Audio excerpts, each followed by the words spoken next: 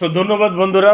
আরেকটা আজকের বিষয়, সেটা হলো ডেটা ছাড়া সিদ্ধান্ত আপনার কারখানার প্রোডাক্টিভিটি কমে যায়। আমাদের এই ধারাবাহিক পর্বের ভিডিওগুলোর মধ্যে আজকের পর্বটা হলো ডেটা ছাড়া সিদ্ধান্ত। আপনি কি কখনো খেয়াল করছেন যে আপনার ফ্যাক্টরি যখন মাঝে মধ্যে প্রোডাক্টিভিটিটা কমে যায় বা প্রোডাক্টিভিটি লেস হয়, তার কারণ আপনি আগে গেস করতে পারেন কিনা, বা আপনি আগে ধরতে পারেন কিনা যে কেন সমস্যাটা হচ্ছে?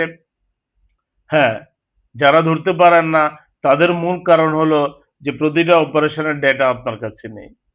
কারণ ফ্রন্ট পার্ট কত করলে সেটা বডি এই তার সেকেন্ড অপারেশনে ভালো ফিডব্যাক দিতে পারবে, তারপরে বডি সেকশনকে কত আউটপুট দিলে বডি সেকশন বসে থাকবে না, তো সেই জিনিসটা আপনার ডেটা থাকতে হবে। আর এই ডেটা অনুযায়ী কিন্তু আপনি কত পার্সেন্ট ইনপুটে, কত পার্সেন্ট বডি সেকশনে, কত পার্সেন্ট আউটপুটের আপনি অপারেটর ইউটিলাইজ করবেন সেটা বলতে পারবেন।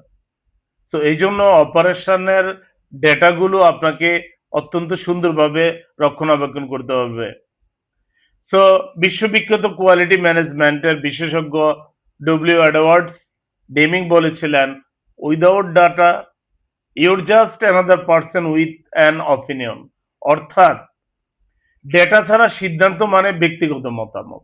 আপনার কাছে রিয়েল কোনো ফিগার নেই, মানে আপনি একটা কথা বললেন, এটা আপনার ব্যক্তিগত মতামত ছাড়া আর অন্য কিছু নয়। সো ধরুন একটা লাইনে প্রোডাকশন কমে গেছে, ম্যানেজার সঙ্গে সঙ্গে বললেন অপারেশন স্লো, তাই আউটপুট কম।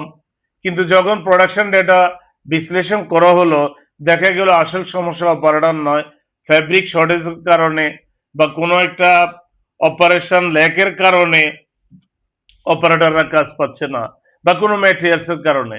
যদি এই ডেটা অ্যানালাইসিস না থাকতো, তাহলে আমরা দোষ দিতাম কি এই সুপারভাইজার পারে না, এই সেকশন ভালো কাজ করে না, এই অপারেটর পারে না।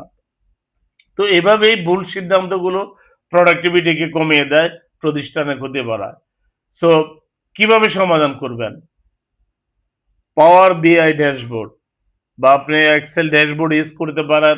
এখন তো পাওয়ার বিআইয়ের যুগ, পাওয়ার বিআই দিয়ে ড্যাশবোর্ড ব্যবহার করতে পারেন।